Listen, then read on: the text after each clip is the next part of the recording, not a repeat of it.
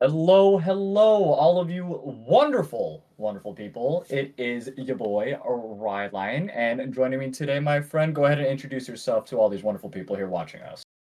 Good evening, good afternoon. My name is Rory. You can call me Charm Earth. You can call me the dog, whatever comes to you first. I'm excited to join the cast this afternoon. Um, Ready to rock, ready to get going.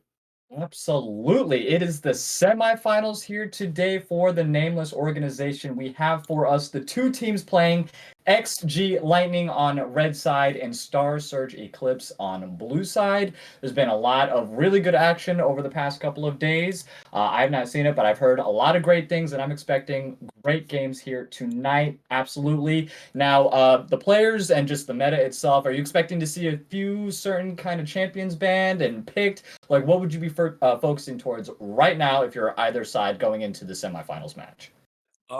Just peeking. I cannot imagine letting up. My first three bands are I need in this. Who all is inspected? Because oh, there should be one hello, spot for a ref. Oh, production I in our ear.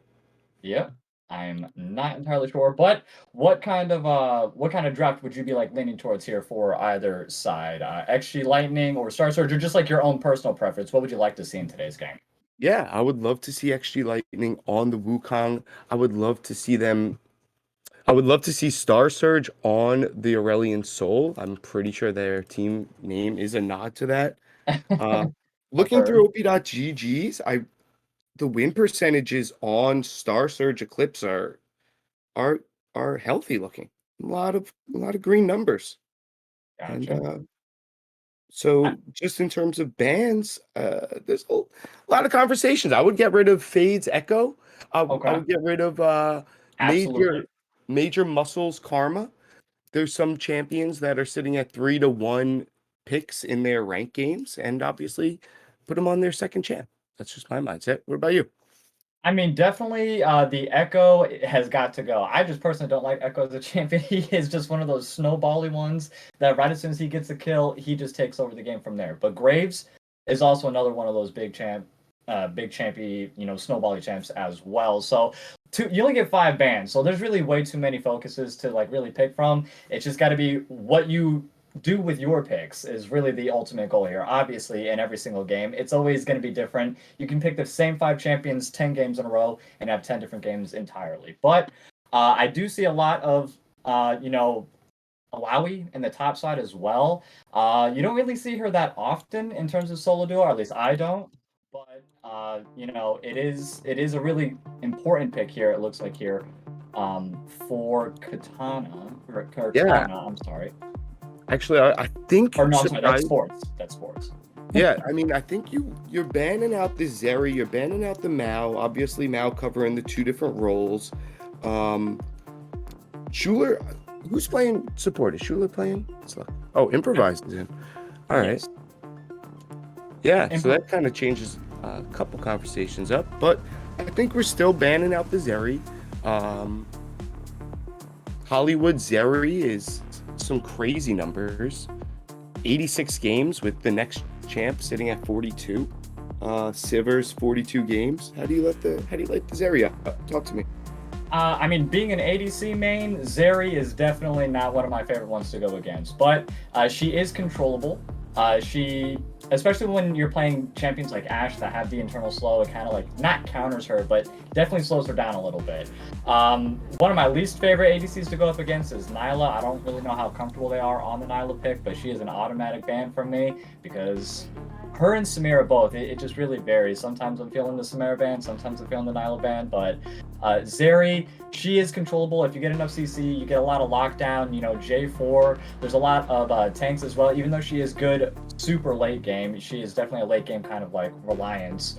Early on, if you're able to really shut her down, she is just not very effective. So I say let her through personally. Um, you know, that's nothing to the ADC player themselves because if that's their main champion, it's obviously going to be a huge issue. And you should probably get rid of the most comfortable ADC. But as a champion overall, I'm for it. Like, go ahead, let it through. It's controllable, in my opinion. Yeah, and just to have the mirror conversation about Prim's ADC, Mhm. um, he's definitely a little bit more traditional, balanced out, around 20 games on every champ Varus, Lucian, Kate, and then he starts. Kind of So- downhill a little bit more for the others. Yeah. So talk to me. Would you? Let's see here. Varus, Lucian, Kate, or Zeri, Sivir, Ezreal. Who do you want from your bot laner? Like you said, you're an ADC. Who do you? What pool do you like better? The Nami Lucian combo is deadly. I got to admit. I don't know if Improvise is really heavy. It doesn't look like they're a heavy Nami player, but if they do want to just pull it out, she is really not that difficult of a champ to just utilize. Stay back a little bit because she's squishy and let Lucian take over. That's one of the top 3 ones, like you said, for Prim here. That's what I would like to see on that side. For the other side, like Hollywood and Schuler, Zeri would be really, really good. I wouldn't even mind seeing a Maokai support. That would be pretty lit. Being able to have the lockdown, let Zeri do what Zeri does, of course, mashing that Q button as much as possible. Or even a Heimerdinger support. I've seen that a lot recently as well. Go ahead, let the Heimerdinger do all the poking, let Zeri just farm up pretty easily. And then, that's a pretty comfortable bot lane, I would say, for either side. But when it comes to the dueling aspect, that's where it's going to get pretty interesting. That's what I would like to see on the bot lane. If Caitlyn ends up being the pick, Lulu isn't that bad of a choice to go on top of that. Or even if it was like a Caitlyn Ashe poke comp kind of ideal, I would like that. Even Lux or Xerath. Like, there's just so many different possibilities when it comes to those kinds of champions that it really can just go on and on forever. But it looks like here we are. Oh, my bad. We have been well into the draft for quite some time. Heimerdinger, Ezreal looks like here for Star Surge. Love that. Lucian Sona here for XG Lightning. They just hopped right into it. I had the draft open, but I guess the link wasn't working for me, so that is all right. How are you feeling about the comp so far? Now that we are severely into it, and I'm just on the same page. Yeah, my spectate link was dead. We get to see XG Lightning's Wukong. That is exciting. We get to see Star Surge's Ezreal Heimer, which is something I was going to bring up. Absolutely. The traditional Sejuani. The one thing I do like to see from junglers, as a jungler myself, is if you play carry junglers in solo queue, feel comfortable bringing them out in the tournament. I know it's not typically what we see, but we're all not pros here. Everyone's not a pro here, so we might as well try to take over a game or two. I'm all about it. Okay, I'm forward too. Sejuani is a really good support, jungle as well, in my opinion. She's really super tanky, has the ability to, lock down, and does a lot of damage for being a tank as well. This is definitely the tank meta, so Sejuani, especially the Annie ganks in the mid lane, I think that's just going to be really hard for Taliyah to really overcome personally. So they definitely have to be aware, have to get those deep wards out, especially after level 6, because that Tibbers glacial lockdown is going to be quite nasty. And, venturing down to the bot lane, that Ezreal Heimerdinger versus the Lucian Sona, I'm not sure what your main role is here, but we were talking about bot lane for a little bit there. How are you feeling against that 2v2? Like, who are you leaning towards, Star Surge or XG? As a jungler, let's just talk about what it's like to gank into a Heimerdinger Ezreal lane. Okay. Ezreal is already inadvertently one of the safest ADCs that you can play. Now let's just put a whole bunch of castles and shooting towers around that already escapable champion. It just seems like a lose-lose for Wukong. I gotta imagine you're looking solo lane ganks all game. And Taliyah and Gnar are good champions to set those things up. Absolutely. Like, they both have a good amount of CC. When the Mega Gnar gets hit as well, he's able to go ahead and throw them into the wall. The Taliyah has the ability to go ahead and push them back.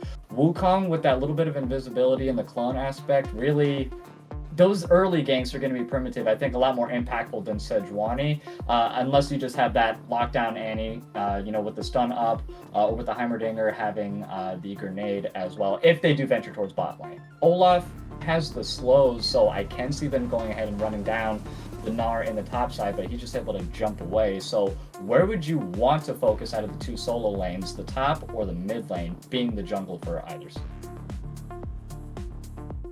Right off the bat, I don't want to gank. That's a tough conversation. Olaf's escapability versus just Annie. I'm not even gonna delve deeper into the Annie situation that we have going. So you look at who your teammates are, who can set some stuff up here. I like the Talia setup, and I'm gonna be interested in watching the timer between the jungler and the top. Can his ganks time out to the Gnar ult? Because if that's the case, then around halfway through the game, I'm gonna say I want to just spam gank top lane. But Okay. if we're not seeing the timer, 8 minute, 9 minute, 10 minute, we're not seeing that timer line up, then just let's kill Tibbers and let's kill Little Annie.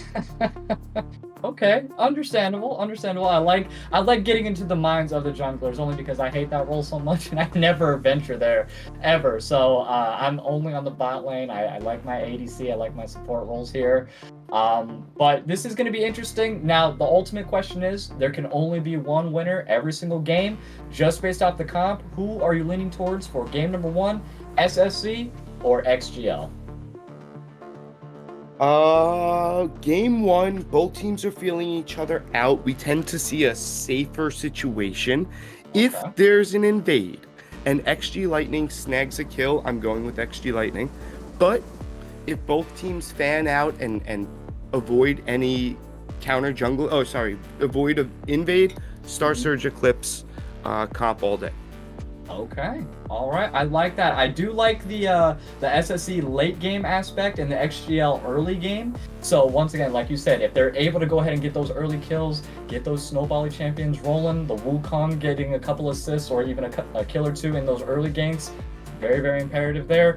But there can only be one winner. I am going to go with SSE for game number 1 just because I really like their late game comp. Their lockdown, their ability to go ahead and get the late game objectives like Baron and Dragon. I just see that working a little bit more in their favor. But I want XGL to prove me wrong. And I want to hear from you guys as well. I don't know. Oh, there it is. The predict is up. So let us know using your channel points. I got 33,000 here that I want to drop. And I'm going to put my money where my mouth is. And I'm going to put it on SSE actually. So I'm going to drop about 10,000 little points there for them just to make things interesting. So go make your own predictions. It will be an interesting time. We do have the in-game delay that we have to set up for here, but any other commentary before we take it to a small break and get set up here for game number 1, my friend the dog? Yeah, I dipped my toes a little bit in both. You asked who I think was going to win. When I have to put my prediction points down, I'm going to jump on your back. We're going to piggyback all along to a 40-minute, close to a 35-minute game. I'm calling it Star Surge Eclipse with the win. All right, to the minute. I don't think we've ever gotten that specific before.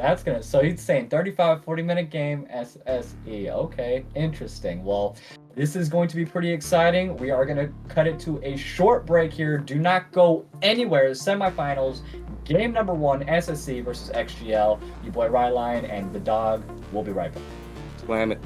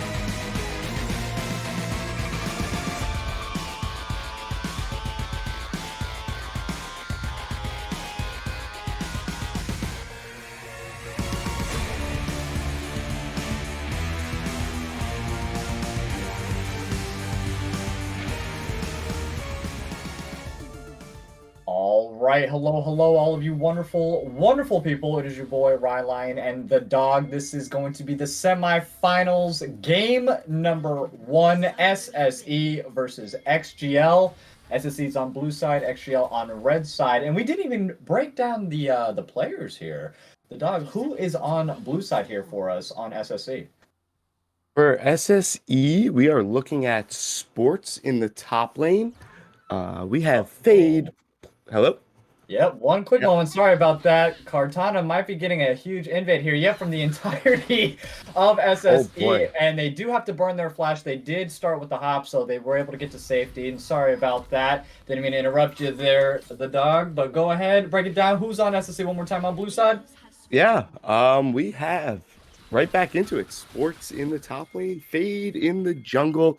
Our buddy Major Muscle mid in the none other than the mid, and another scrap here in the Pixel Brush. Talia just giving Annie a little kiss of the Q. Right back into it. We got M. Schuler as the support for Star Surge Eclipse, and you did prepare us as letting us know in the load screen that these teams like to scrap. So I hope you have a water next to you. I do. I got my little cup of juice waiting for me, and they always have a nice, exciting start. I like to do the invades personally. It's one of my favorite things to do. If I'm not mistaken, I think like 80% of like Korean games are all invaded. I may have just made that up, but who knows at this point? I like to stick with that fact.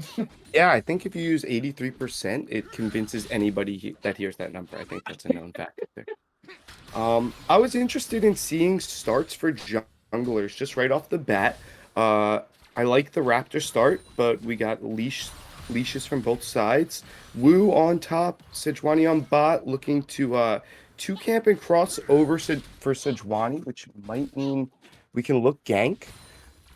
I'm curious what Wukong does in response. How many? He might full clear. I love the 3 camp gank in team play. Okay, okay. You're more familiar with the jungle gameplay, definitely. Is there a big difference between doing a full clear or just going for the immediate gank, level 2, right as soon as you get it from the first camp? Oh, and hold on 1 second here. Nice damage on the M. Shula here from the Prim and Improvise here. That's that level 2 Lucian combo I like to see. I was kind of hoping for Nami, but Sona's a really good pick as well into this. Yeah, exactly. So, just in terms of the 3 camp gank versus the 6 camp. Oh, there goes the exhaust, the dash forward from Prim. Sorry about that. Hollywood has to dash out of there. Like, they're just, I'm sorry, they just keep on going for the fighting. Every time you're trying to explain yourself here, it's just like, okay, wait for the dog to talk. Attack. That's what it just seems like. Thing. That's what we want, right? That's exactly what we want. So in solo queue, I would 100% 6 camp clear and just be ready to fight after that. But in team play, I think 3 camp and look to gank is the action. I definitely think that's the move. Okay, well, I like it, and we still haven't seen any ganks from anybody. They're going and clearing out each of their respective scuttles, and Wukong actually now might be hopping over the back end of the dragon. He is going to go through that tri-bush here, not caught out on any ward, going to go ahead and see the first gank, more than likely on the bot side. Yep, he's going to go ahead, circle around the tri-bush there, does dash forward, has to back up to M. Schuler. Both flashes utilized by Hollywood and M. Schuler. I would say that's a pretty effective gank. Still no kills, but 2 flashes. Couldn't ask for anything better from an early gank jungle.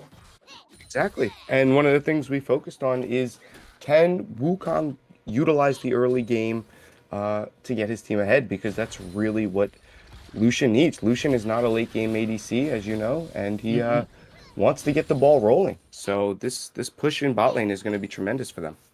Absolutely. And both, I mean, Lucian's doing pretty well in terms of the farm, and the damages is coming out with the Sona Lucian combo. It's just not enough just yet. And with Ezreal being as slippery as he is, I don't know if Lucian was like if you're going for late game, like you said, I don't know if Lucian was the best pick into this comp here, personally. But we'll have to see. We will have to see. Yeah. So we're creeping up on level 6s here for our solo lanes. Let's take a peek at CS differentials. Okay, and the top side, I mean, Nar's ahead by about 10 farm here. I mean, that's kind of expected because he's got the, the range matchup versus the melee. But once that level 6 pops, though, I think that might be going in a different direction. And the jungle, pretty even. Is this a surprising factor? Do Sejuani and Wukong generally have the same clear? Even though Wukong, ganked the bot lane, is that just still a better look for Wukong, just staying parallel to the Sejuani? No, I think that CS lineup there, that equality does come from the gank. You blew the flash on a champion that's already hard to kill. So, I mean, you didn't get a kill, but it's not the worst situation for Wukong. As long as you're staying even and you are managing those ganks and Sejuani is not ganking, I consider that a win for the Wukong right now, for Phoenix. Absolutely. Love that. It just, the wards are always getting caught out. This is the second time I've seen Sejuani venture towards the top side. Oh, he's going to go ahead, travel through that tri-bush area, trying to get a gank from behind, but Gnar is level 6. Mega Gnar bar is a little under halfway, and they don't want to waste any more time. They're going to back off from there. First Drake being Cloud Drake. I'm not a big fan of Cloud Drake, so I'm glad that it's the first one on the map. I mean, do you have preferences when it comes to that? Skip every first dragon except for Ocean. Nice. Here we go. Great flash coming in. Juice box super low. First blood there picked up by Major Muscle mid, and now the focus onto the Wukong here. But unfortunately, it was the clone. Phoenix Flare is going to go ahead and back off with no damage, and it looks like Improvise is going to be getting some deep wards as well, or at least trying to, because they know Sejuani's on the bot lane. And it looks like that first dragon might be going on all over to SSE. Yeah, I mean, we did make the prediction. Our channel points are on the line here. We predicted right. This is in terms of making a gank easy, Annie is the mid lane champ for that, right? Absolutely. Right? Oh, absolutely. And here we go again. Another nice gank. There goes the flash and the cleanse used by Prim. And here comes the ultimate coming in from Juicebox to try to separate it. But no, they are able to walk around. M. Schuler gets the heal. But no, that is way too many. 4 champions here from XGL onto the bot side. And they do pick up their first kill. Very nice. Given on over to Juicebox. And now it's 1-1 gold. Still about 400 gold in favor of SSE. But no dragon picked up just yet. Yeah, that was a whole bunch of red health bars versus not that many blue health bars. Unfortunately. This is, I actually think, a good... So back on the dragon, I would skip every first dragon unless it's given to you or you get it, as part of a win, unless it's Ocean Dragon. Now, with that being said, Cloud Dragon is beneficial for both of these sides. The movement speed around the map for both Sejuani, mind you, she does have the blue gem. She has the Squirtle, which is speeding up her jungle path. So if she managed to get the Cloud Dragon with the blue, I mean, Sejuani is flying. Sejuani is cooking. But it'll be fun because the Cloud Dragon actually evens it out for Wukong. The Cloud Dragon evens out the tankiness of the Sejuani, the green, the tankiness of the Sejuani, the blue, Squirtle, movement speed. Now Wukong has his movement speed. So we're kind of back at even again, ironically. Okay. I like all the jungle changes, like in terms of visualizing. I don't like playing it whenever I get autofill to the jungle. It's just absolute dread because I genuinely don't know any of the changes.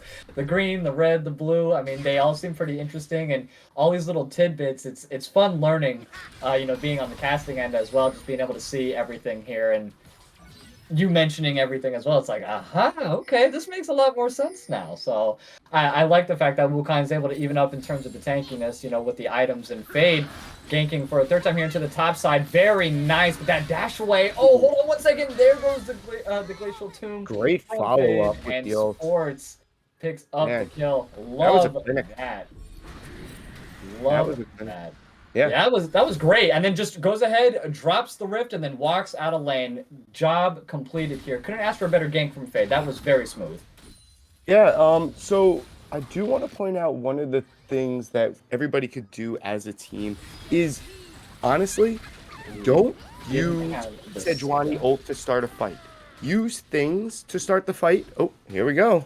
Oh yeah, no, that was a definite takedown. Juicebox taken quite easily by Major Muscle mid and Fade once again. The Tibbers didn't quite land with the stun, but it did land in terms of damage. But still, you don't really need that. If you can get the slow off on Fade, is able to follow up with the stun, it's over. Yeah.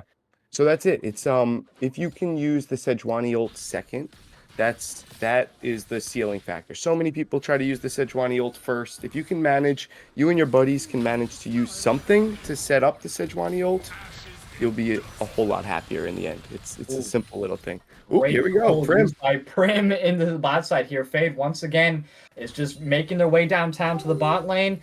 Just their presence enough is enough for them to back off. I do like that. It's 100% kill participation, 0-0-3. Like, this is a flawless start by Fade currently, and in my opinion, is in the MVP runnings, like top of the leaderboard right now for this game.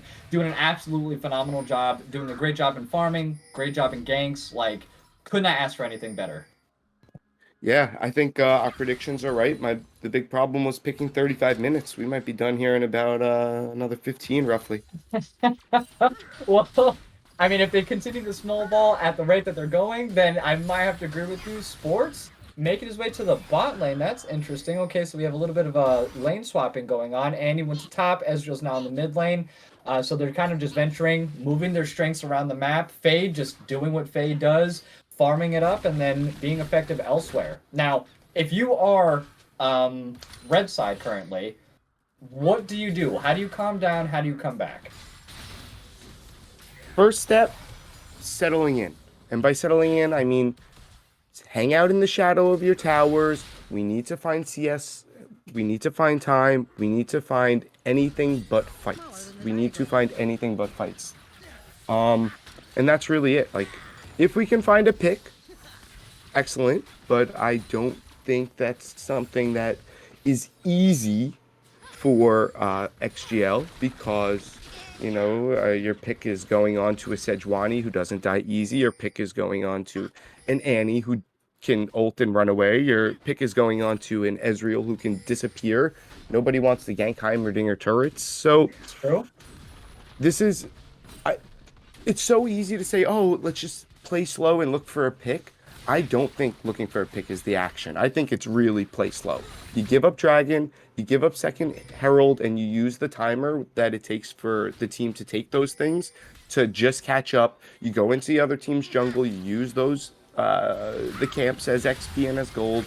It's these little... This was a really good pick. That was a good setup. They were waiting for them to go ahead and ward the jungle. I'm surprised that M. Schuler was doing it alone. I think he felt a little bit more comfortable than he should have. And that 3v1, that was the pick that they needed. So I still think that they need to do what you exactly just said. Kind of turtle in a little bit, catch up where you can, but getting these little one-offs, maybe not on Heimerdinger. It would be great if it was like Annie or someone more effective, but that is all right. And now we have some action going around the Dragon here. The first Drake already given to red side. They are looking for the second one. There goes the Glacial Prison. Very nice. It's going to land on Kentara here. Juicebox is getting soloed here in the bot lane. Very nice pick up from Sports. He's going to go ahead and turn on to Previn. Now it's a 4v1 situation. The Cole is going to go ahead and land only about 20%, though. They are stuck getting pincered. That Dragon is doing work. It is going to reset, though. Hollywood is going to have to go ahead and dash out of there. Oh, very nicely. Oh, boy.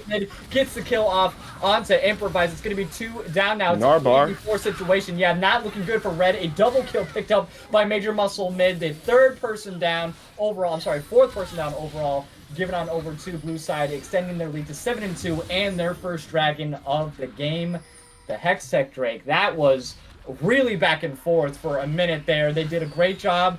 When they were losing the fights on blue side, they had to back off immediately. They weren't able to capitalize, unfortunately, on red side on XGL on those like the solo kills that they had or were surrounding, and I'm not sure what was going on. The first person to die, like Sports, when the ultimate is popped, is unbeatable. Like level 10, there was nothing that they could do on the other side, so definitely don't want to 1v1 him. It was very well fought, but just unfortunately just a little bit too strong for them overall. Yeah, and in a fight that really the underlining word was sustainability. The team with surprising Sejuani, Olaf, Ezreal, Annie, they're the team that out-sustains and ends up winning the fight. Even without the healer of Asona, the tanky aspect of your champions are man enough to hold you down. And watching Olaf 1v1 the Talia, which we just got shadows of, just Talia ulted herself out. was a tremendous aspect of the fight. Juicebox not being a member of the fight. Need I say more?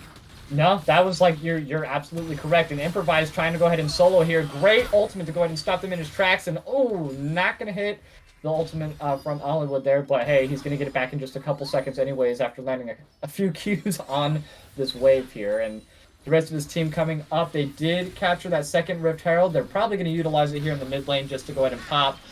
Now we have a 3v4 action happening. Sports still sticking to the bot lane. Does have teleport available, but probably not needed at the moment. That is going to be the tier 1 mid tower that does fall to Shelly here. Probably going to get the second proc off, but we'll see. Nope, is actually going to be stopped right beforehand. Great job from Red Side to minimize the bleeding there as much as possible. But oh my god, Sports is just absolutely unbeatable. Look at him. Yeah, they have the range, and the Glacial Prison lands perfectly by Fade once again. And now you said not to start off like that, but that was a great surprise Fog of War Glacial Prison. Not really expecting it, and seeing him use the jump earlier. They are just beautiful. This is highlight reel currently for SSE. Yeah, ironically, the first kill of the game, we said looked like a clinic, and they've maintained their foot on the pedal since at that point of the game. Yeah, very just macro's perfect right now for SSE. Macro's perfect for SSE. Yeah, I'm excited to continue seeing how the game pans out. Obviously, we're looking at a 6,000 gold lead for the side of SSE.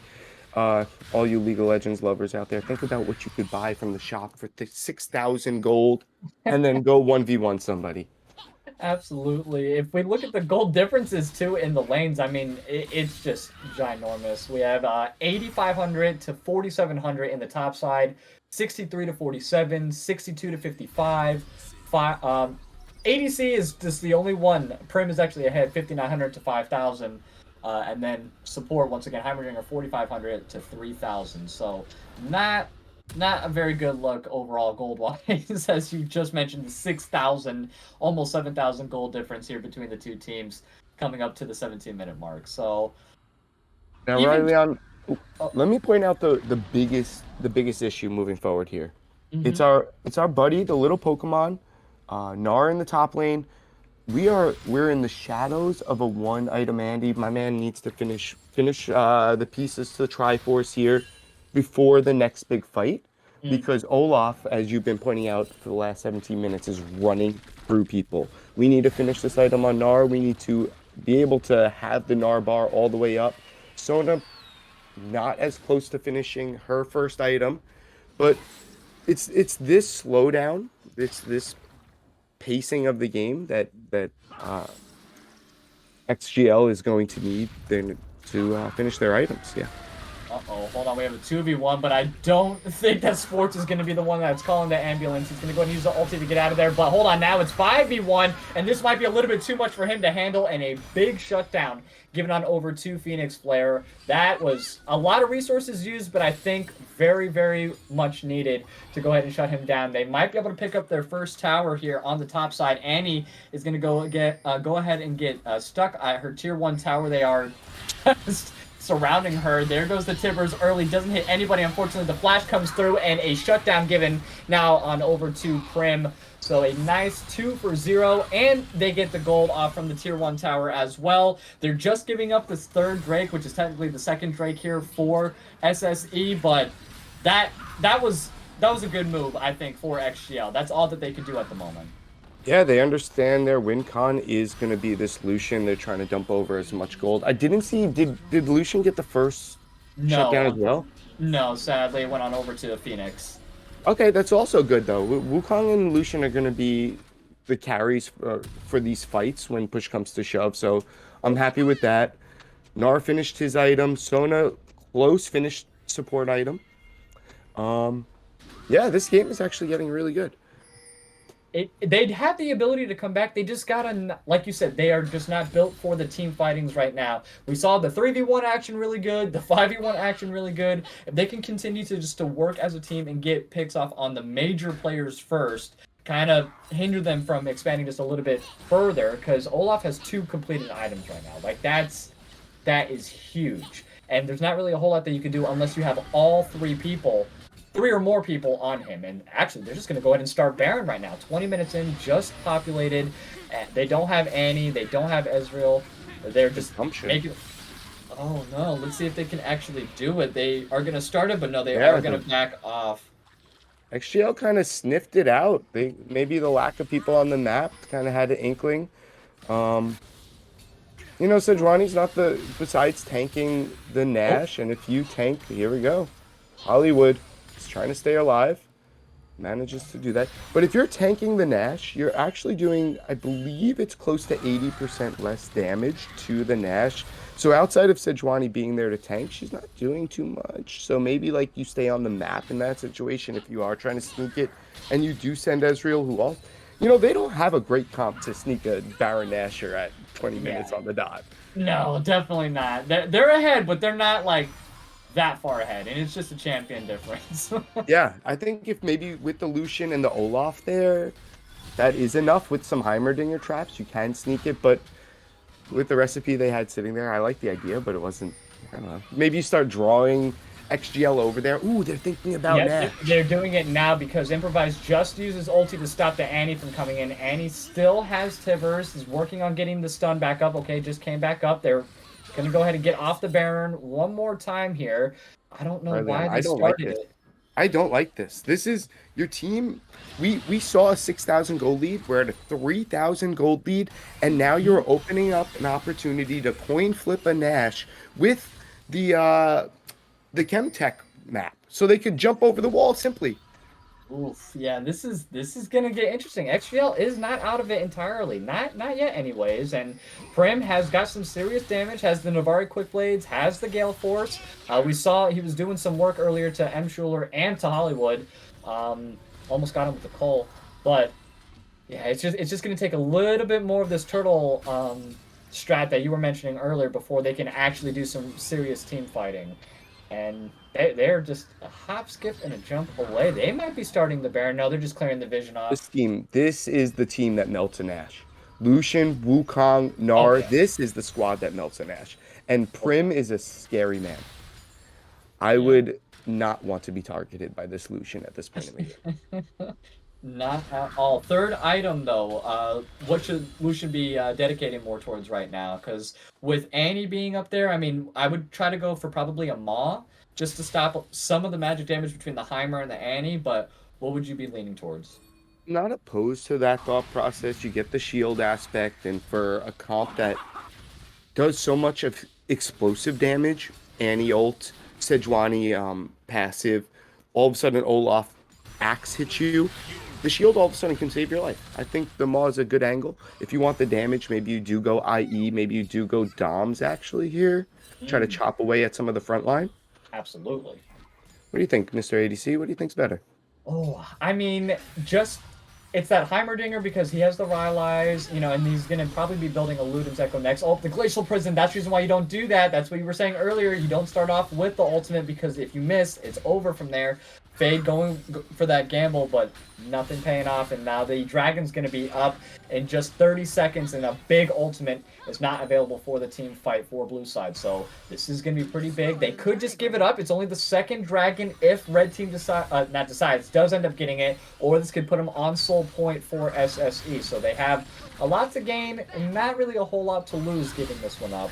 Hold on one second. He's going to go ahead and go for it anyways. Flash is going to be utilized. There goes the teleport coming in from Mega Gnar. Fade getting super low. Doesn't get quite down just yet. M. Schuler trying to go onto the back line. Tivers is doing work as well. Very nice ultimate coming in from Kartana here. And does get the kill off onto Muscle mid for his own life. So it's going to be a 2-for-1 aspect. Dragon is up. Phoenix Flare getting poked down quite heavily.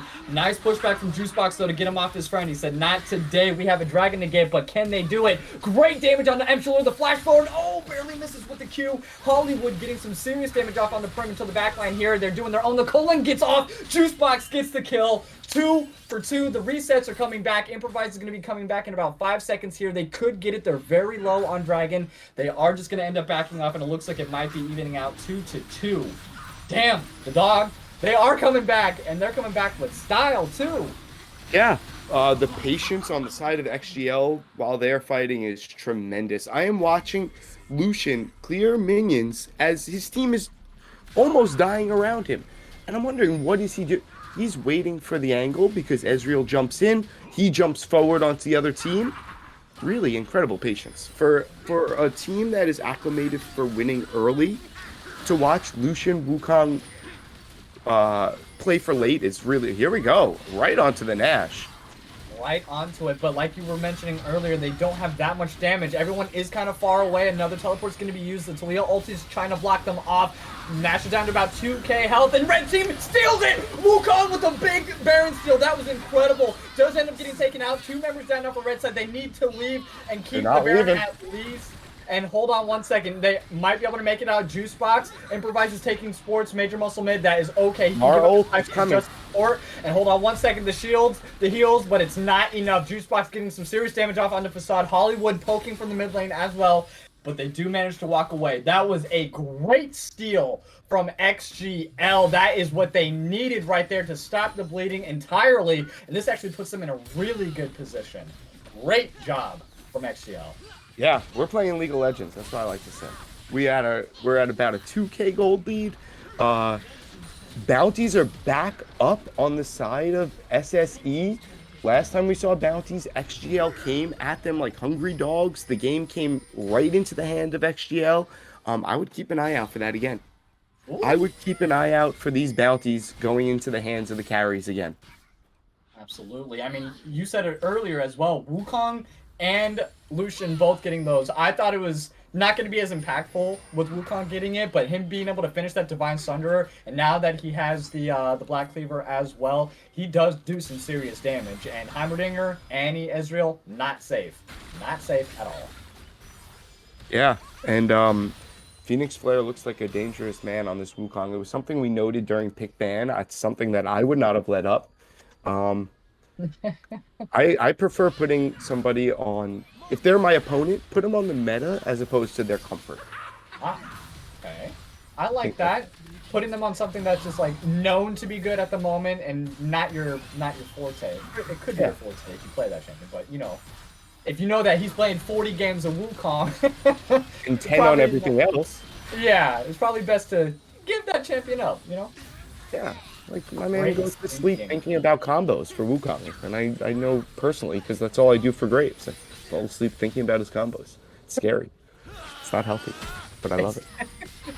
It just comes with the jungler mindset, I guess. That's great, though. I need a jungler like you.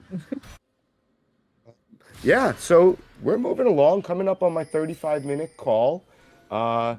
If Nash, which is 3 minutes away, 28...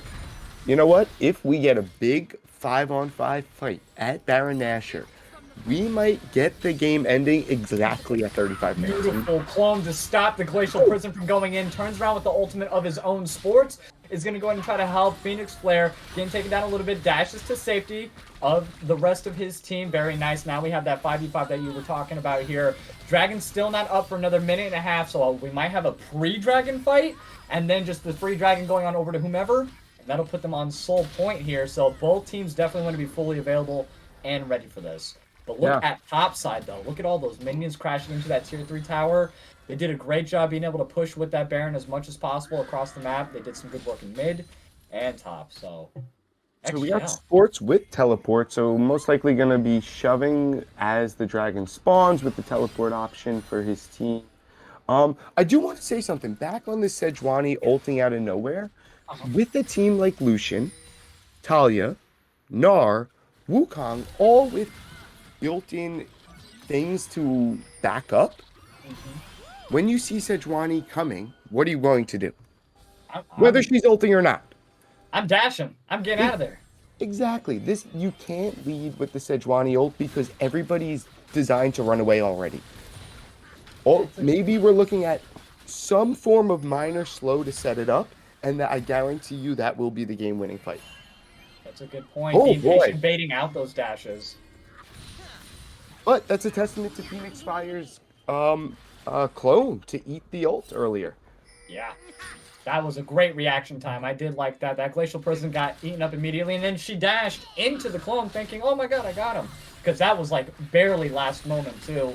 Sports, like you said, pushing out the top side, has teleport available. So does Kartana as well. So both top laners will be available for this fight. Lots of wards to pick from either side. Prim, though, along with Phoenix Bear, is just going to go ahead and sneak it from the backside. Very nice. That puts them on soul point. There comes the teleport. The Mega Gnar as well. There goes the Glacial Prison, though, to keep Fade alive for just a little bit. And yeah, he does have to back off after that. That was super in Red's favor, personally. Juicebox taking a little bit of damage from Fade, and they're just kind of baiting it out, not really taking a whole lot. And hold on one second, Sports is in the top side, just taking down the tier 3 tower, but they have other plans. Fade super low. Hollywood is going to get knocked up by the Wukong ult. He tries to dash out of there, doesn't matter. And Schuler, 2 people down now. Fade is going to go ahead and get slowed, but dashes to safety. There goes the tier 2 mid tower. Inhib is going to fall for Red side. Juicebox trying to answer it.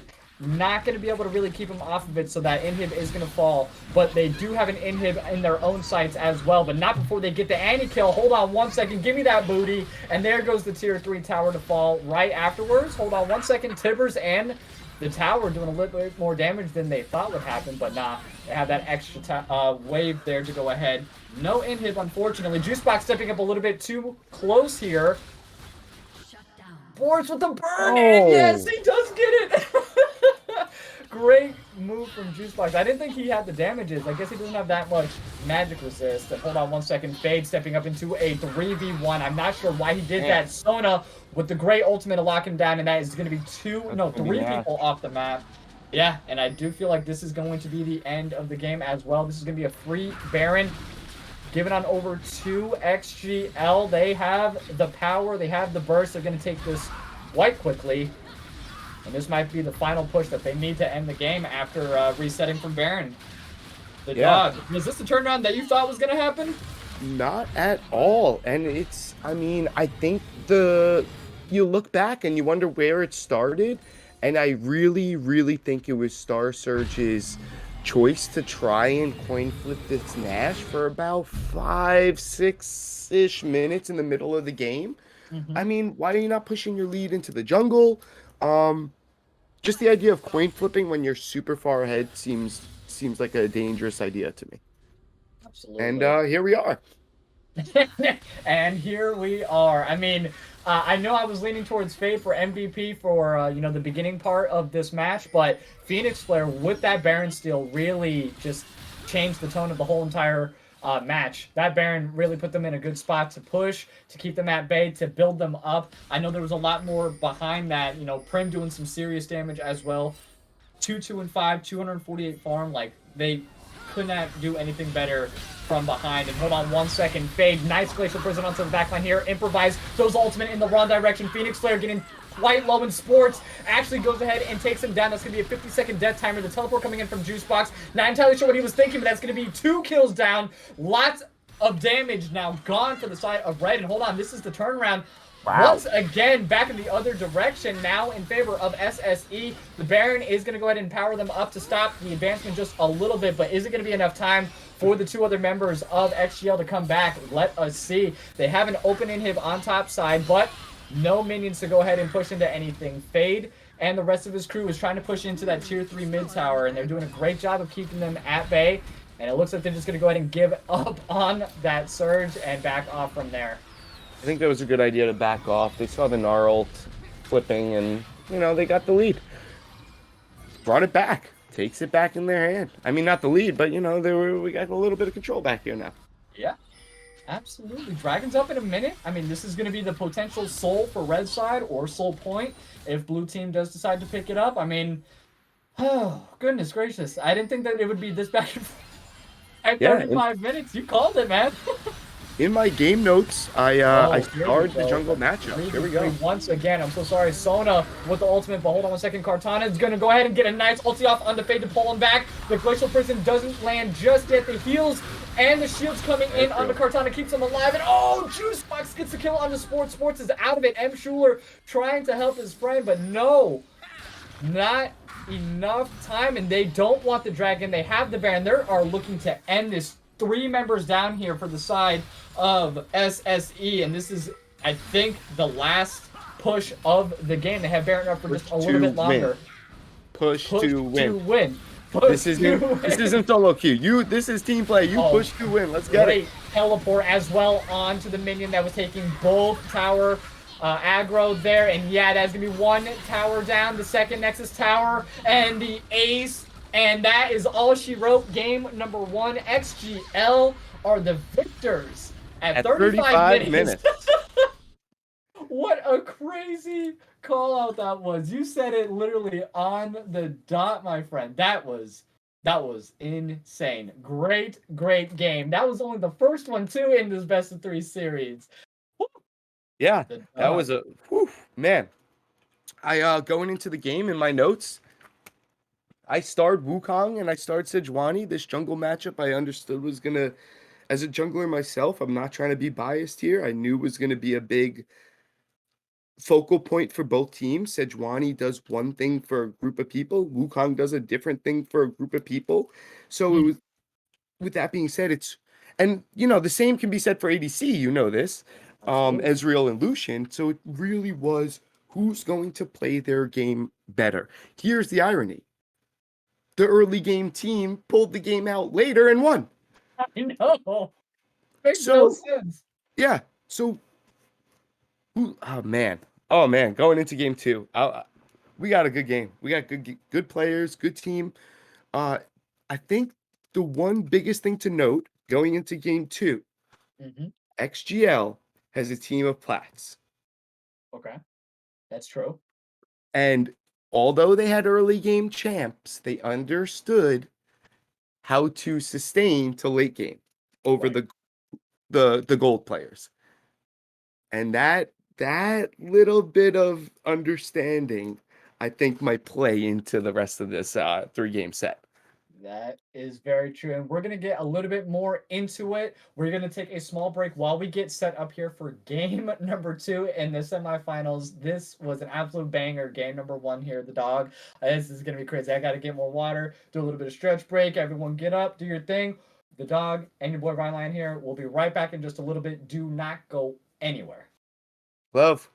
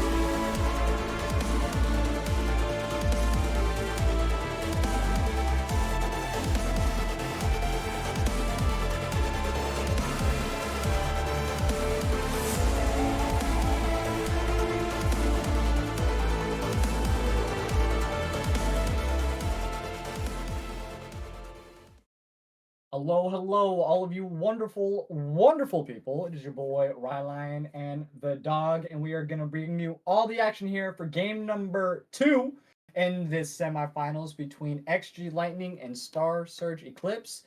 Game 1, the dog, that was wild, man. We definitely thought Star Surge was going to win. They started off super strong. They did great, and just like the Atlanta Falcons in the Super Bowl, choked hard. And then the Patriots came back. That was XGL in this case, and absolutely ran them down. Loved that. And we do have the draft available. Don't know if you have it up just yet, my friend, but it looks like Gangplank is going to be banned off for the first 1 year for XGL, and Sivir is going to be in response. I'm surprised we're not seeing any of the people that were picked in the last game being banned, because Wukong would definitely be one of the top ones that I'd be leaning towards here for either side, and nope, they said, never mind, we're not doing that. We have the Alawi, we have the Yorick, we have the Gangplank, so all top lane champions here for XGL. And then we have Rel, Sivir, and Trundle for Star Surge. Is that a good choice in your opinion, starting off in game number 2? I'm Star peeking. Surge. I'm peeking at sports here. Mm-hmm. He's a scary man. Alawi, Gragas, Gangplank, 75% win percentage. Not the worst sounding bands. I like the idea of getting rid of this Rel. Our buddy Improvise has 44 Rel games, 215 Heimerdinger games. Sejuani and Kate, our first 2 lock-ins for XGL and Star Surge respectively. Star Surge looking to maybe do what they did last game. Why not, right?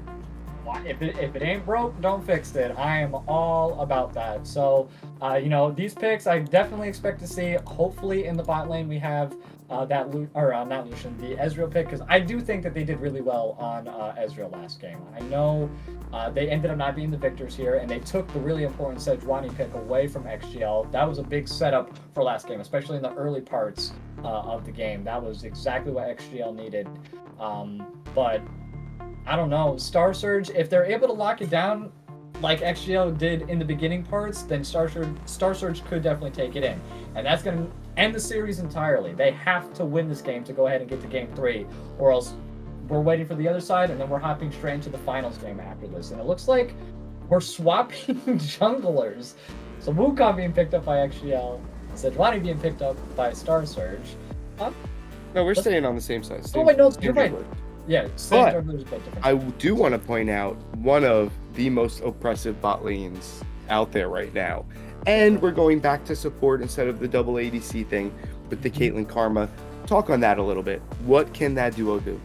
Well, the Caitlyn Karma, they can do a lot. That is Poke City. But with the Seraphine Ezreal, that's also Poke City. So it's just going to be 2 Poke lanes on both sides here. And most of the poking is going to be done between Karma and Seraphine.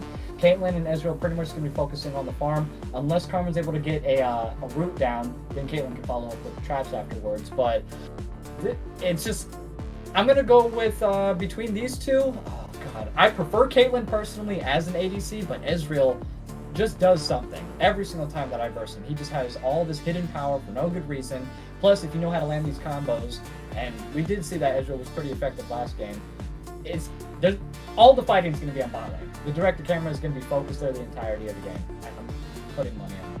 Really. Yeah, and after game 1, we both predicted Star Surge, but seeing what XG Lightning was able to do as they dragged out the game, with a Lucian, mind you, who is early game oriented, now you're giving Prim, Caitlyn, who already wants to shoot people with 3 items.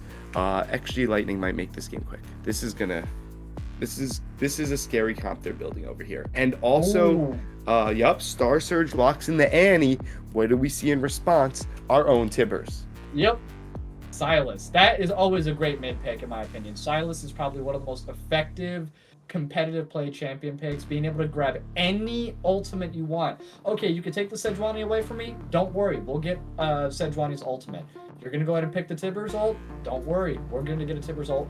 And they have the Seraphine as well. Like, they have so many good ultimates to pick from. Sylas is just going to be an absolute monster this game. And I like the Gragas pick in the top side, too. That's going to be interesting. Or do you think it's going to be Wukong top, Gragas jungle? No, I can't imagine Phoenix isn't going to take his buddy Wukong and I just agree. run that.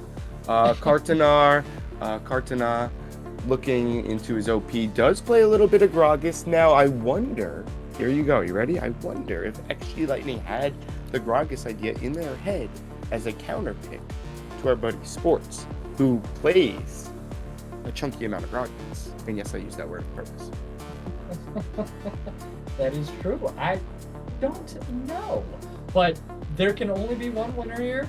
You know, XGL, SSE. XGL's already on, you know, that 1-0 side right now. Do they go ahead and close it out in this game, in your opinion, or is Star Surge going to come back and even it up 1-1? No, I'm saying my Warwick is barking in the background. But no, I think XG Lightning's draft here is excellent. They look strong. They look strong in game one. Yeah, I really like their comp here. I really like what they're gonna do. All right, XGL, you're saying 2-0 overall. I don't know. I'm a greedy individual. I would like to see in game 3. So I'm gonna go just based off that SSE, only because I really want to see in game 3. But I do like XGL's comp a lot. It is very scary, as you mentioned. I just, you know, the Silas, the Wukong, that Gragas pick is going to be really good as well late game. And then Caitlin's just going to be able to do a bunch of damage just sitting in the back doing whatever she wants. So it's going to be it's going to be a banger. It's going to be a great game no matter what, but I really would like to see Star Surge come out as the victors on this one. But, Yeah, I'm excited to see how this game goes. I think they both have really good comps. I just think in terms of a response to one another, I like XGL in response. We did see what Sports is capable of doing. We do know XGL banned 4 top laners and Olaf, who is what Sports played in game 1. So they're scared of this ban. And here he is on the Fiora. So what is Star Surge saying? What are they saying? Exactly. They're saying carry us, baby. Carry us. Please. Please, with a capital P on that one. But do they have what it takes in the team fights overall? I mean, they had the lockdown with the Seraphine and the Sejuani, but I don't know. Like, Gragas is able to go ahead and separate everybody. Wukong's able to hit everybody with his ultimate twice. And then they also have the Karma that's able to shield and speed up everybody at the same time. Like, they have a really good team fight for XGL. SSE, if they're able to get everybody in a tight spot in these jungle objectives, in the Dragon Pit, in the Baron Pit, like, if Seraphine's able to get maybe a 3 or 4 man ultimate at the very least, then yeah, I can see SSE coming out on top of every single team fight. But that's a big what if and heavy reliance on that ultimate. XGL doesn't really heavily rely on that. Every single one of them is an individual carry on their own. We saw that last game. They came back from a huge deficit, 7k gold deficit on XGL. They did an amazing job. And SSE, I think, is another one of those early kind of overall comps, you know what I mean? And I think call it a whole shot or not, but I think your recognition of Star Surge's ability to win in tight spaces really could be key. But now, as I devil's advocate myself and look at that, like, think about what Wukong could do in a tight space, or Gragas, or some Caitlyn and Karma poke spells. Silas also revels in tight spaces where he can spam his W. Right. My channel point's definitely going towards XGL this game. But if we can see Sejuani do what she did early game again, and we can couple that with what Sports wants to do. We also know Star Surge came out to a humongous lead early, right? That's true. So I think if they make some mid-game decisions a little differently, they should actually win this game. Okay, let's find out. Hopefully, are the predictions up for game number 2 here? Not yet, but we will get those up soon. So I definitely want to see everybody drop their channel points once we do get that live. I dropped 10,000 last game. I lost them. I got to get them back. So we got to go ahead and get that up and running soon here. But once again, it's going to be an interesting game. There was a lot of fighting going on last game. I hope to see another invade. I love the invades personally. Like I said, every single game that I play, I'm invading. Unless my team's not there, and then I don't care because I'm invading it. That's So, the scariest thing to hear as a jungler coming from your ADC. This man just said I'm invading anyway. I love anyway. that. Oh, what's on my shirt? Oh, I'm from Florida, so I have little like palm trees and like suns. See? Look, you have like little orange on it. And they're all over. So if you guess that, you win. I don't know what you win, but wins. He's sending you a gift card. Yeah. Yep. Sending you the gift card. All I need is your address and social. Made in Don't my give him your phone social. number. Anybody asks for your social, Twitch chat, don't give it to them. This is your lesson from the dog. This is Oh, Cool. we're gonna go ahead and get ready here for game number 2. I expect a huge banger, the dog. I think you also expect a huge banger. Any last words before we cut it here to a short little intermission? let's play League of Legends. I love it. League of Legends, I love it too, man. We'll be right back in just a little bit. Do not go anywhere. The dog and Rylionn will be here.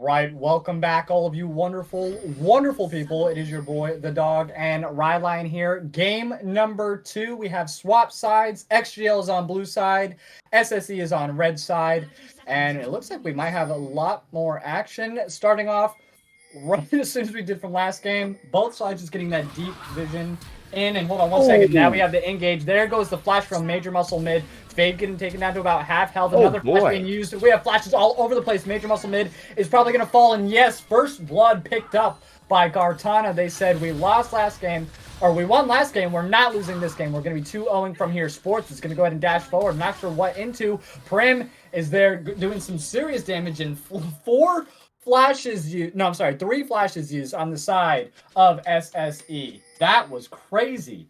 And first blood given on over to XGL.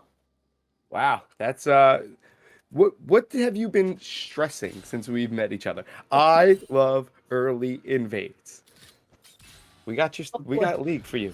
We got league. Always, man. I love the invades. They're so fun. Now, for a team that took a little bit to get going, like last time, XGL, to see them get the first blood that early, that might be a scary thing. It is a confidence booster, definitely from last. It was pretty demoralizing because they were like down by like 6 kills. They had 6k gold down. Like, it was pretty bad for like the first at least 15 minutes of the game. And yeah, coming out swinging first blood, like this is a very, very hyped up team here going into game 2. And jungle pathing already. Whoa. Muscle, great combo landing by Juicebox. Just, what is it called? Threading the needle there between the minions. Love to see that. Sports also hitting level 2 here before Gartana. Oh man, serious damage. Jeez. This is scary for Major Muscle. Oh, yep, there goes the ignite, and that's all she wrote. 2-0 now. Juicebox picking up the kill. Solo lane. Loving to see that here for XGL. This is a scary start for XGL. I need to be telling my team to settle in. Guys, we need to play slow. Sports needs to remind everybody, give me a chance.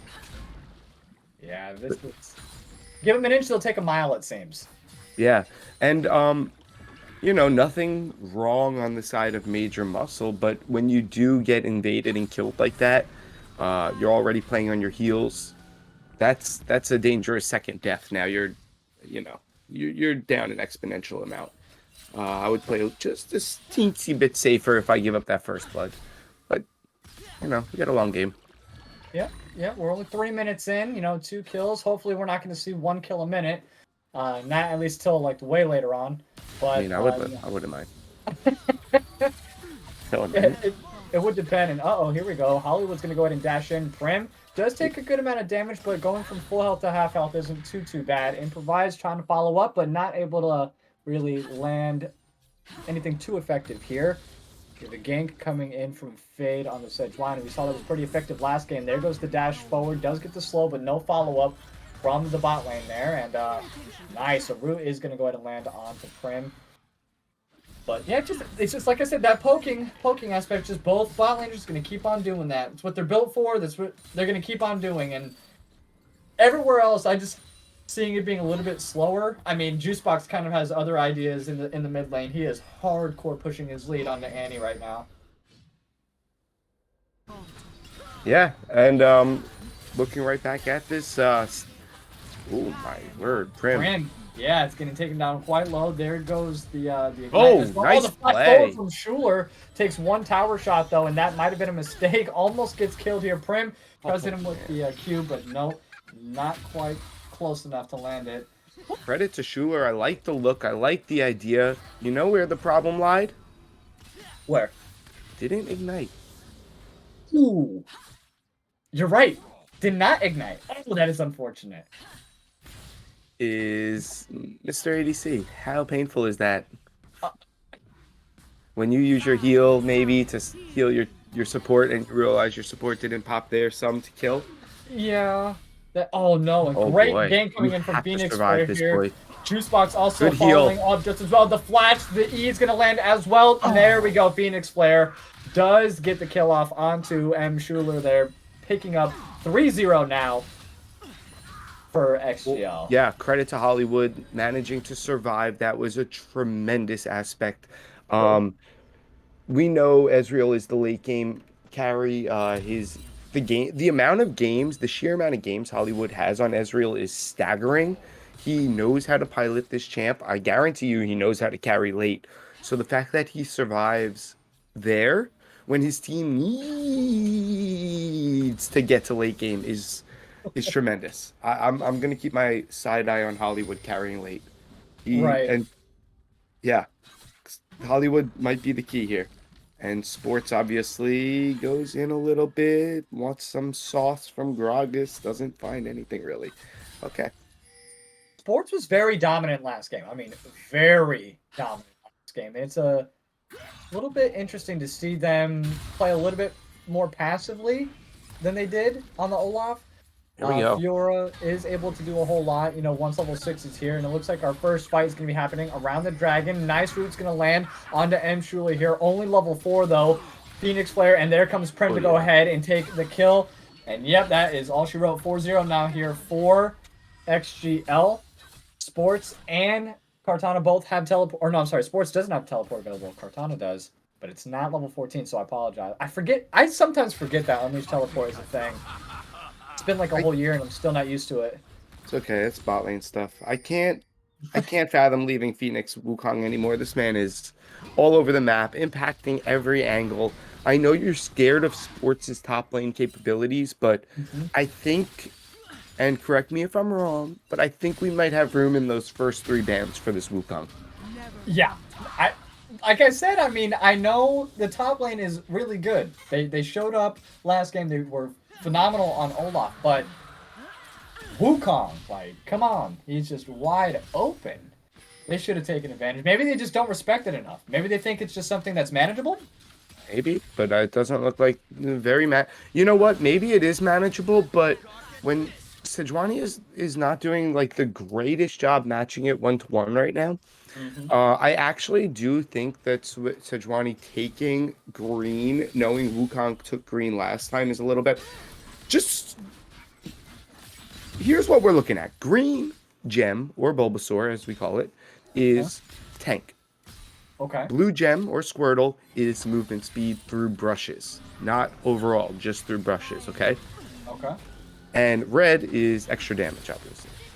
Okay. So watching Sejuani take blue obviously is an interesting thought. You're trying to keep pace with the Wukong, but you're sacrificing what Sejuani wants to do. Tank. Right. So I think after seeing last game as a jungler, knowing Wukong took green, I might also take green and be like, you want to beef up? I'm a better beefer than you. And then just do that better than him. Okay. All right. I can understand that logic, and thank you for breaking down that for the viewers, of course. I knew that prior to that, so thank you. No, I did not know that at all. Thank you for breaking that down, seriously. And having Sejuani not go tank, isn't that the whole point of having Sejuani as a jungler, is for the tanky aspect?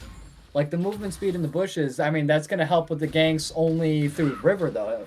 I'm assuming, correct? I mean, yeah, leading up to it, I guess, if you want to path through the bushes, but I don't know. And what I like to do is oh my Great word. glacial prison that's going to go ahead and land on the juice box coming in from the fog of war as fast as lightning. That's what the blue is for. Show up, do the damage, but that's so much reliance on the ultimate, though. It worked this time, but this is still opportunity with the eye facing Fade. yeah, he Not does really not have Smite, though, available, though. Phoenix does. And nice. Phoenix is going to go ahead and take down Major Muscle mid. Has the damages. Is going to get off the Rift Herald entirely. The Ignite's going to go down, and Improvise is going to go ahead and pick up that second kill. And that's going to be a free Rift Herald now given on over to XGL. 6-1.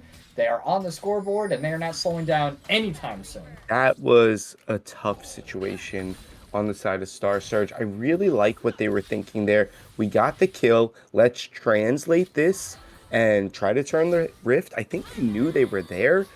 Sports didn't rotate, so I think maybe you pull back the rotation. Prim kiting back desperately, and just enough. Nope.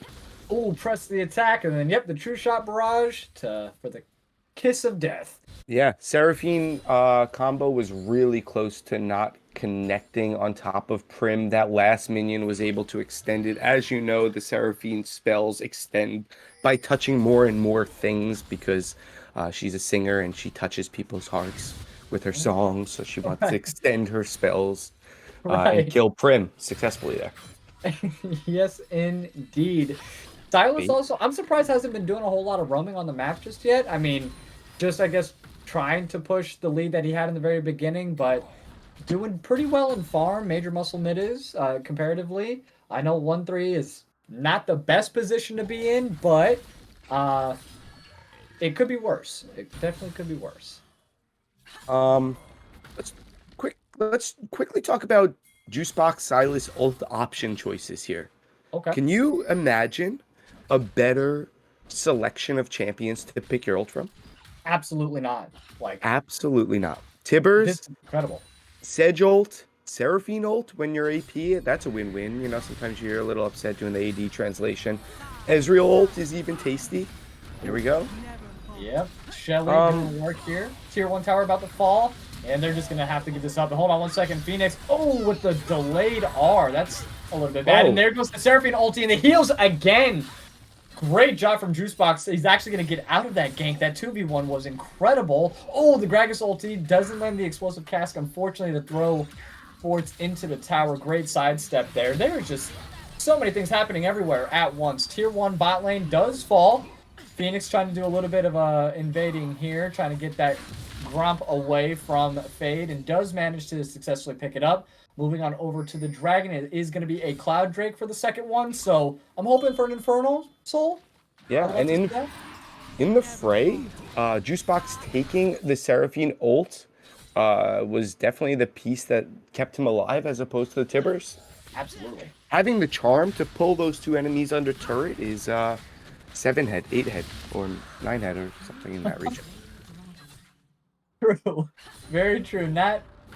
Definitely have to be focused and calm during those situations, because the 2v1 can be overwhelming pretty quickly, and picking up the right ultimate, like you said there, was definitely imperative to his survival. And now they picked up that second dragon as well, and it is going to be an Ocean Soul, so that's pretty big.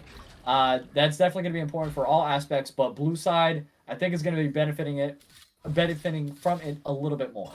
Yeah, and we need to be very keen on Prim's Caitlyn here. It was something we talked about during pick and ban. Him not getting a Lucian.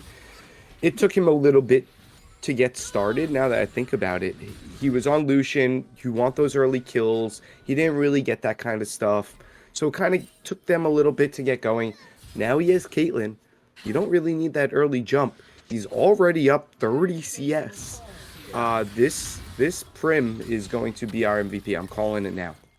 Okay. MVP for game number 2, or just overall for the series? I need to look at some numbers from game 1. I'm pretty sure he popped off also game 1, but Prim is a scary ADC. I'm excited to watch Prim as we keep going. I'm smiling. I'm a Caitlyn fan. I love Caitlyn. That is true. I am learning a whole lot, like just being able to just tunnel.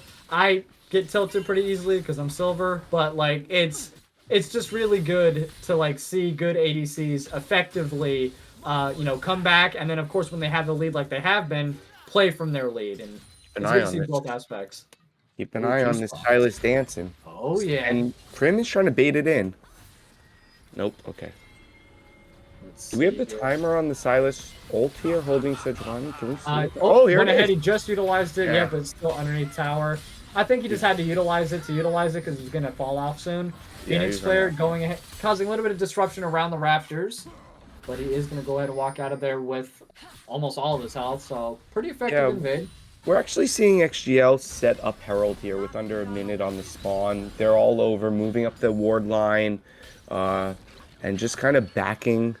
They're doing a really good job picking them apart. I don't know whose thought it was on the side of XGL to not play this early game comp, because the early game didn't pay off for them. Right. So they shied away from it. They played a more balanced across the game comp, and they're already up to a scary lead. we're just going to keep the pedal to the metal at this point. This game is pretty handedly in the hands of the handed XGL. Give me a high five with our hands. I love it. But I mean, they do have a 4K gold lead. We saw a bigger gold lead last game, so it's not entirely out of the realm of possibility for SSE to come back. They just have to be effective. If they can band together like how XGL did last game, they know that they were not winning those 5v5s early on. So what did they do? They stuck to the 5v1s, the 3v1s, letting their hubris kind of get to them in SSE. It's like, oh, I know Olaf's big, but he's not 5v1 big, especially at level 10. We're going to see a 5-on-5 here. Oh, yeah, we are. And this is definitely going to be in favor of XGL. Carton. Oh. A very nice dodge to get out of Fade's Glacial Prison here, but was it going to be enough? Hold on 1 second. The flash is still available. The Exploding Cask does go off, so that is going to be a nice ultimate. Not available for SSE during this Riptail fight if they do decide to do that. Hold on 1 second. Fade is going to do it. Get a good amount of damage off on the Improvise here. Juicebox takes Sejuani's ult again, if I'm not mistaken. Or was that... Nope, never mind. That was Encore. He took Encore. Oh, I thought it was Sejuani. Yeah, I wonder if he wanted the Sejuani ult. I was like, I saw... on my screen, it looked like Sejuani, but I just hovered over it, and it says Encore. Oh, Rift Herald reset. Yeah, I want to actually... Let's keep an eye on these next two neutral objectives. We did see a bit of a miscommunication on Star Surge's attempt at trying to take them. Yeah. Let's see what we see here. I'm curious. They do have the first two dragons, so it's okay for them to give up an Ocean Drake, but they definitely don't want to give up 2, 3, and definitely not 4 Ocean Drakes on over to XGL. Yeah. Or I'm sorry, to SSE. Or XGL has the first two. I'm sorry. I actually think they can leverage the Herald to take the dragon here. I don't see why you need to give it away. They have the bot lane completely shoved in. The Herald should take mid tower here. I need to see the health a little bit, but I'm pretty sure it was close enough. Oh yeah, that's gonna go down. Yeah. And they should leverage that to take dragon. They are putting on a clinic on how to take.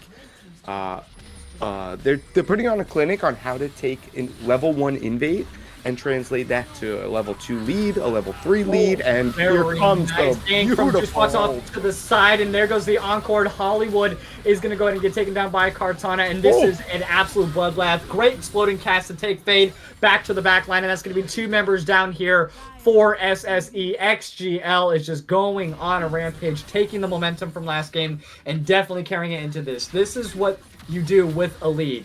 This is like the same lead that SSE had last game, and they ended up losing it around this time.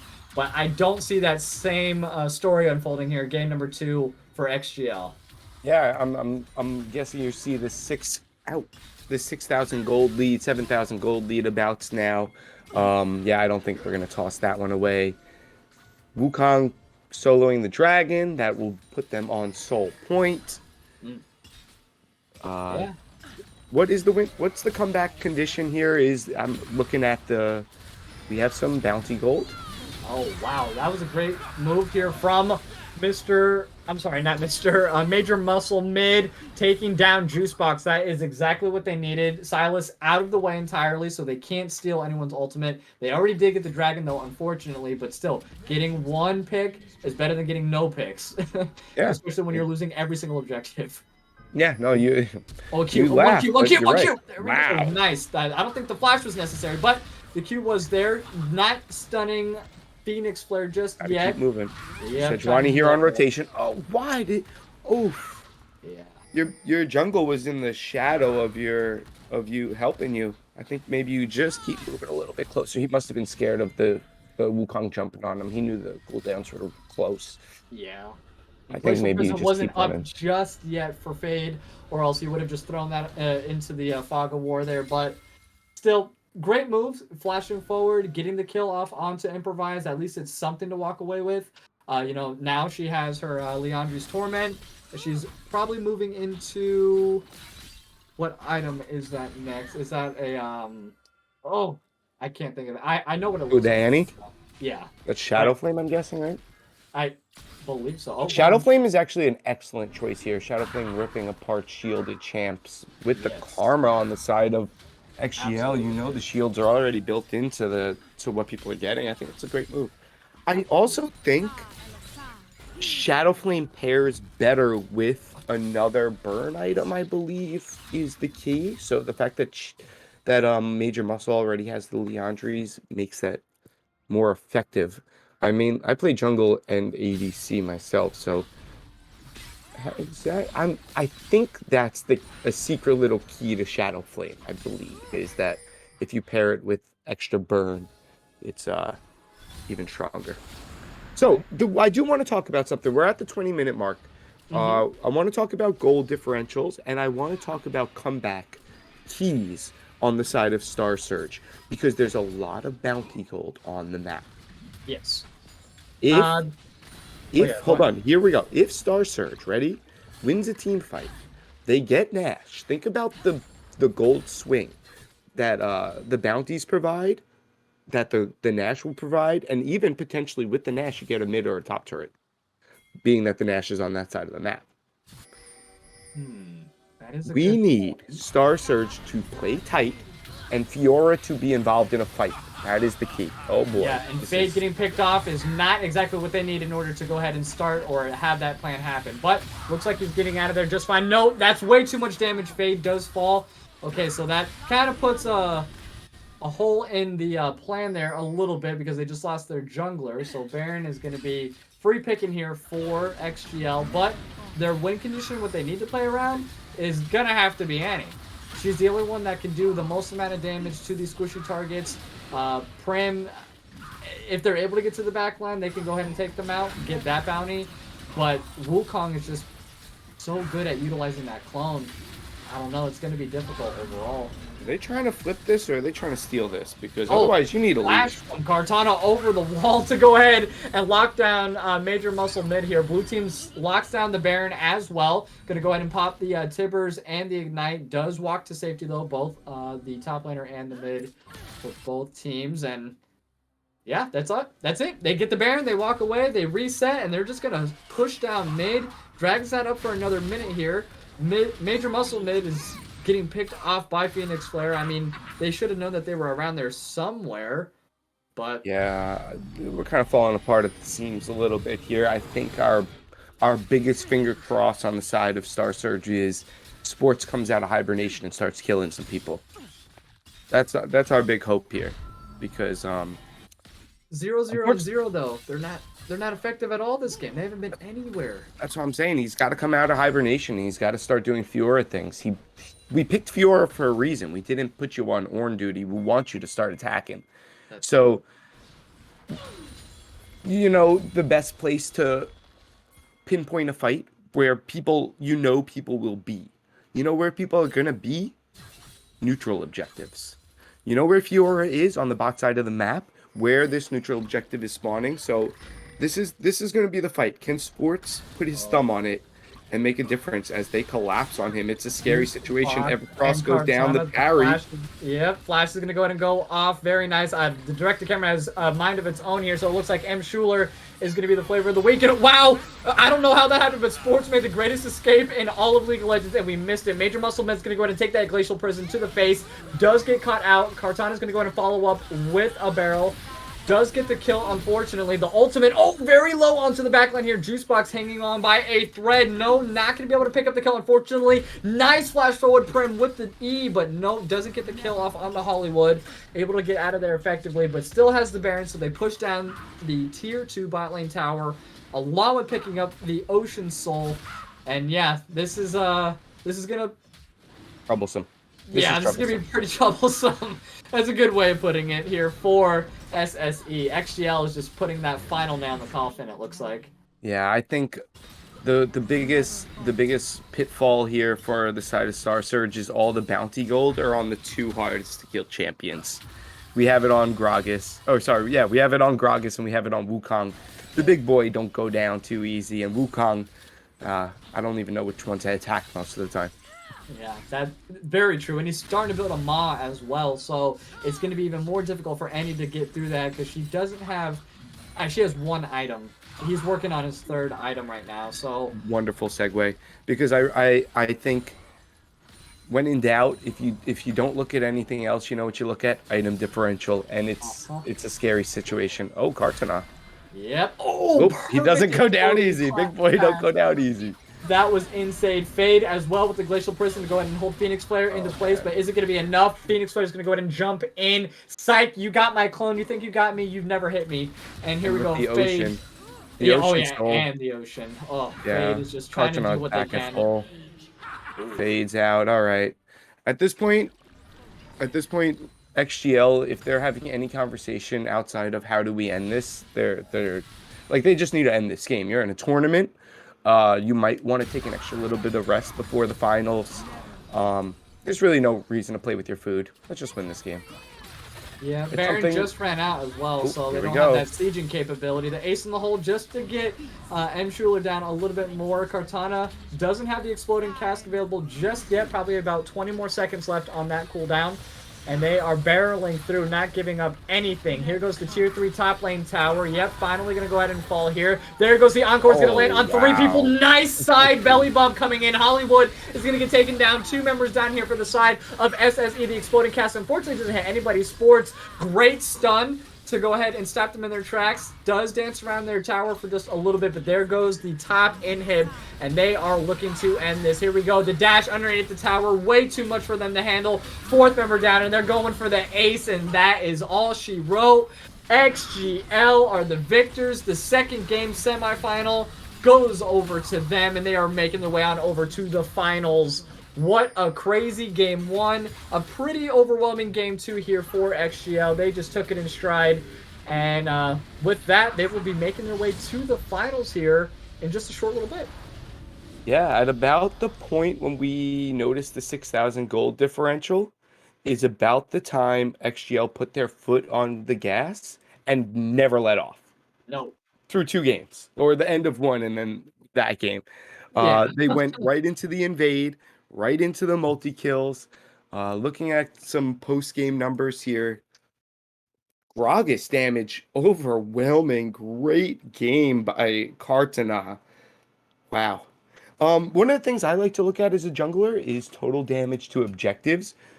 Did Wukong do his job outside of just killing people? He quite literally did 61,000 damage to objectives. The closest to him, under 20,000. Ready for this? Sejuani objective damage, 3,000. 3,000 objective damage. That's a tough. It's tough. That is very tough. The macro play for XGL was just absolutely on point in game number 2. A little bit rough start in game number 1, but right as soon as they got that acceleration down, like you said, pedal to the metal, and they took off with ease in game number 2. Let's just see if this momentum carries into the finals match here. I'm not sure if we know the opponents just yet for XGL going into the finals, or if they're still working on it. All right.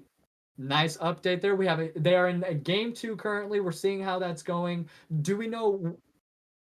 And it looks like it may go to 3. Okay, I was going to say. So we are going to have a little bit of an intermission here before we get on over to the finals, of course. But the dog, you get to pick one MVP, my friend. There can only be one for XGL. Who are you giving it to overall for game 1 and game 2?